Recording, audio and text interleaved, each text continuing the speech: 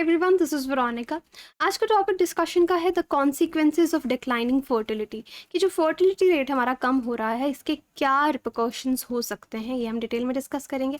आपकी कोई भी क्वेरी आप मुझसे कनेक्ट कर सकते हैं टेलीग्राम पे, because I feel together we can make a huge difference. देखिए, एक अच्छा आर्टिकल आपको हिंदू में पढ़ने को मिला होगा, consequences of declining fertility are many. बहुत सारे कॉन्सिक्वेंसेज हैं। संतोष कुमार दास असिस्टेंट प्रोफेसर हैं Gulati institute of finance and taxation में, और Siddharth R post graduate students हैं जिन्होंने मिलकर ये आर्टिकल लिखा है। तो इस आर्टिकल को देखते हैं। देखिए, यूजुअली बहुत सारे स्टूडेंट्स इस तरह का सवाल पूछते हैं, मैम पॉपुलेशन ग्रोथ तो इतनी तेज़ी से हो रहा है, पॉपुलेशन को कंट्रोल करें। बट यहाँ पे ये आर्टिकल पढ़ के फैक्ट्स के साथ आपको पता चलेगा कि सिर्फ पॉपुलेशन मैटर नहीं करती, क्या आपका रिप्लेसमेंट फर्टिलिटी रेट है, फर्टिलिटी रेट क्या है, ये सब मैटर करता है, जिससे हमको पॉपुलेशन ग्रोथ के बारे में पता चलता है। अब देखिए, ग्लोबल पॉपुलेशन जो है, अगर हम नंबर्स के हिसाब से देखें तो हम देख रहे हैं कि हाँ, नंबर्स तो इंक्रीज़ हो रहे हैं। कुछ रिपोर्ट्स ये सजेस्ट करती हैं कि 8.5 बिलियन हो जाएगा इन 2030, ये नंबर जो हमारा पॉपुलेशन का है globally. Average number of children की एक महिला के एवरेज कितने बच्चे हैं जो कि रिप्रोडक्टिव एज में है, वो 50% डिक्लाइन हुआ है। तो ये फिगर्स आप देखिए कि number although they are increasing, but हमको यहाँ पे ये चीज़ पता चलती है कि एक महिला के एवरेज बच्चे, यहाँ पे हम कौन सी महिलाओं के बारे में बात करें जो रिप्रोडक्टिव एज में है, 50% उसमें डिक्लाइन देखने को मिला है। पहले एक समय था जब एवरेज एक महिला के 5 बच्चे हुआ करते थे, 1951 की अगर हम बात करें। फिर 2021 में 5 से ये नंबर 2.4 आ गया।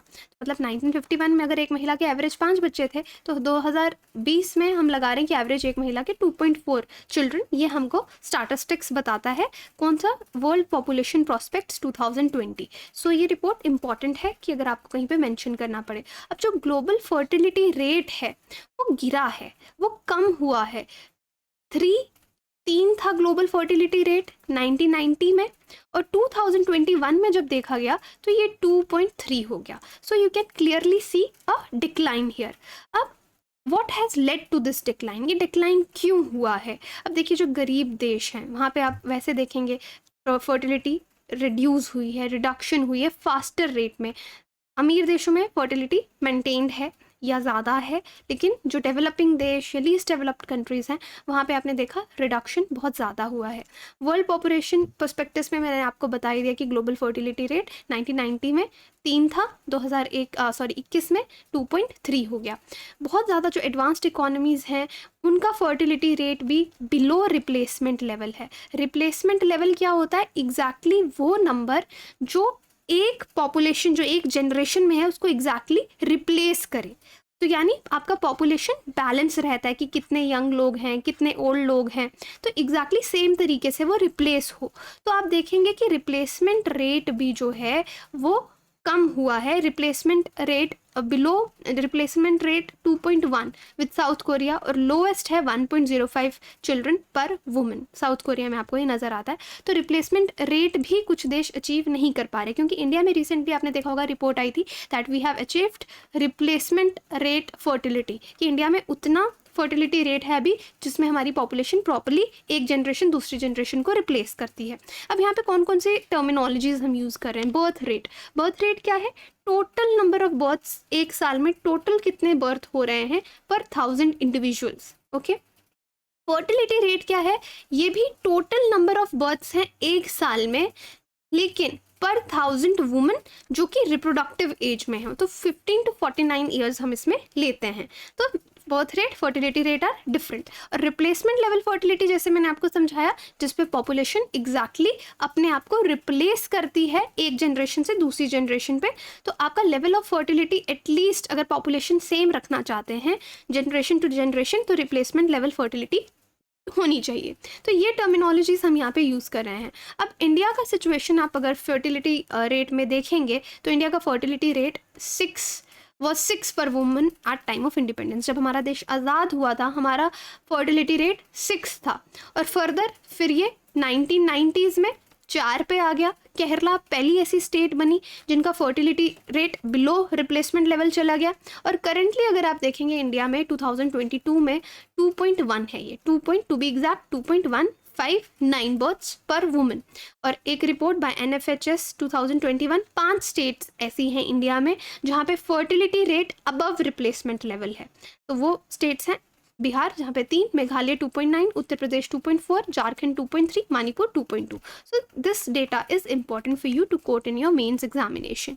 तो ये मैंने आपको बोला कि रिसेंटली अभी जो न्यूज़ आई थी 2000 जुलाई 27 में कि इंडिया ने रिप्लेसमेंट लेवल फर्टिलिटी जो है वो अचीव की है। अब फर्टिलिटी क्यों गिर रही है? देखो, गिरने के वेरियस रीज़न हो सकते हैं। यू आर सीइंग कि फर्टिलिटी रेट में डिप आ रहा है, कहीं ना कहीं हेल्थ इश्यूज़ हैं, कहीं ना कहीं इकोनॉमिक इश्यूज़ हैं कि लोगों को लगता है कि हम ज़्यादा बच्चों का खर्चा ही नहीं ले सकते।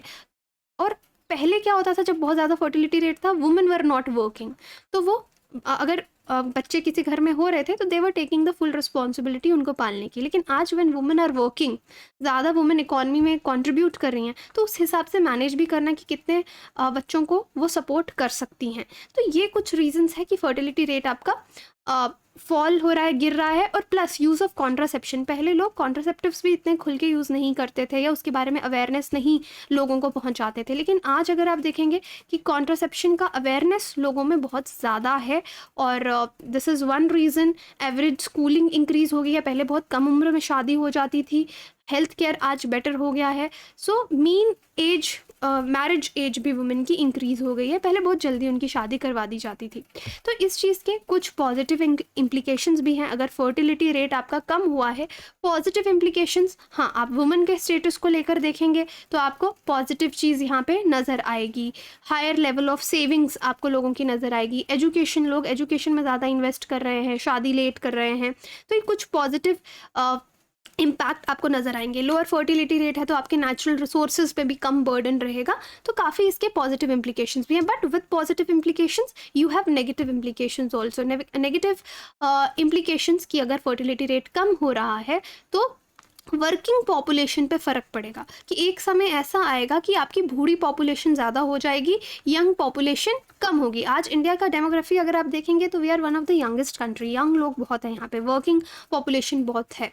बट नेगेटिव में क्या होगा कि ओल्ड पॉपुलेशन इंक्रीज होने लगेगी, क्योंकि आपका रिप्लेसमेंट फर्टिलिटी से जो रिप्लेसमेंट लेवल फर्टिलिटी है उससे कम है।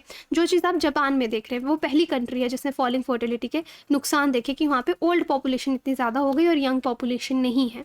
So these are the few negative implications, but there are solution. अगर नेगेटिव्स हैं इसके, उन नेगेटिव्स को हम मेंटेन कर सकते हैं लेबर मार्केट में रिफॉर्म्स लाके, हेल्थ केयर बेटर लगा करके, कि लोग ज़्यादा देर तक वर्किंग एज में रहें, एक्सपेक्टेंसी इंक्रीज हो जाए, हेल्थ लोगों की मेंटेन रहे, तो वर्किंग एज पॉपुलेशन कंटिन्यू हो सकती है। So yes, there are solution कि हम फर्टिलिटी डिक्लाइन से डील यहाँ पे कर सकते हैं। वुमेन को इस तरह की फैसिलिटीज़ दे के कि उनको बर्डन ना लगे, that if you are having more than 1 kid और 2 किड्स तो उनको बर्डन ना लगे। So there are global experimental policies also. अगर किसी देश का फर्टिलिटी गिर रहा है तो पॉलिसीज़ हैं जिससे हम फर्टिलिटी को इम्प्रूव कर सकते हैं। जर्मनी ने बर्थ्स को बूस्ट किया, लिबरल लेबर, अच्छे लेबर लॉज ला के, जहाँ पे ज़्यादा पेरेंटल लीव और बेनिफिट्स दिए गए। अब लोग दोनों वर्किंग है पेरेंट्स, तो फर्टिलिटी कम रेट गिरेगा, क्योंकि वो प्लान करेंगे कि उनको कब बेबी करना है, ताकि वो उसको टाइमली दोनों टाइम दे सकें। तो अगर आपको ज़्यादा बेनिफिट्स मिलेंगे, जैसे इंडिया में मैटरनिटी लीव है,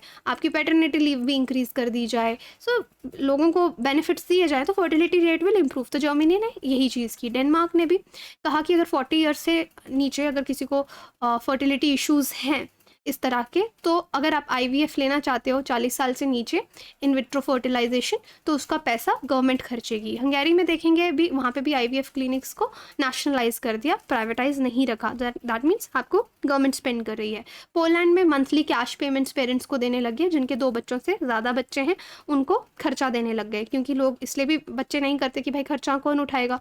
रशिया में वन टाइम पेमेंट की बात की गई पेरेंट्स को जिनका सेकेंड चाइल्ड होगा। और इनफैक्ट मदर हीरोइन करके रशिया की सोवियत के टाइम में एक बहुत पुरानी स्कीम थी, उसको इन्होंने रिवाइज़ किया कि अगर 10 बच्चे से ज़्यादा होंगे तो उसको 13 लाख रुपए दिए जाएंगे। Anyway, this is also questionable, 13 lakh कि वो 10 बच्चों के लिए सफिशिएंट है या नहीं है, बट इस पर हमने डिटेल वीडियो बनाई थी कि व्लादिमीर पुतिन कह रहे हैं कि जो मॉम्स हैं मदर हीरोइन करके स्कीम, जिन 10 बच्चे ज़्यादा होंगे उनको पैसे दिए जाएंगे, 13 लाख रुपए दिए जाएंगे. So yes, some countries have taken step. तो कंक्लूजन में हम यही बोल सकते हैं कि येस, पूरे ग्लोबली वी आर सीइंग कि ये रिजल्ट हमको दिख रहा है, फर्टिलिटी गिर रही है, but definitely it can be boosted with some positive steps. और इंडिया और इस जैसी कंट्रीज़ जो हैं, तो हमको प्रॉपर स्टेप्स जो हैं वो स्ट्रैटेजिकली लेने होंगे. तो that is it about fertility rate. बाकी आप अपनी प्रिपरेशन हमारे साथ आसान कर सकते हैं. अनअकैडमी में आपको बहुत ज़्यादा चॉइस मिलती है एजुकेटर्स की. बेस्ट एजुकेटर्स आपको यहाँ पढ़ा रहे हैं. 20% डिस्काउंट चल रहा है, जो कि हमेशा नहीं होता. सो द कोड इज़ वीरो UPSC. इस कोड को याद रखिए अगर आप मेरी पर्सनल गाइडेंस चाहते हैं. बैचेस 29 से शुरू हुए हैं, और मेंस टेस्ट सीरीज़ अगर आप देखेंगे शुरू हो रही है, उसमें खुद को ये शुरू हो चुकी है. इनफैक्ट आप इसको सब्सक्राइब कर सकते हैं. आइकॉनिक में आपको मेंटोर दिया जाएगा, और प्लस से बहुत ज़्यादा फ़ायदे हैं जो आपको सिर्फ आइकॉनिक सब्सक्रिप्शन में मिलते हैं. In case you want to take EMI, तो आपको कोई इंटरेस्ट नहीं पड़ेगा. ऑप्शनल टेस्ट सीरीज़ भी शुरू हो रही है, आप उसके लिए भी सब्सक्राइब कर सकते हैं. डाउट दरबार 29 तक चल रहा है, तो do enrol yourself. So this is my code. अगर आप कोई भी कोर्स लेने के लिए मेरा कोड लगाते हैं, you will have my personal guidance. So this is my Telegram channel Veronica_UPSC. आप यहाँ पे मुझसे कनेक्ट कर सकते हैं. Thank you so much.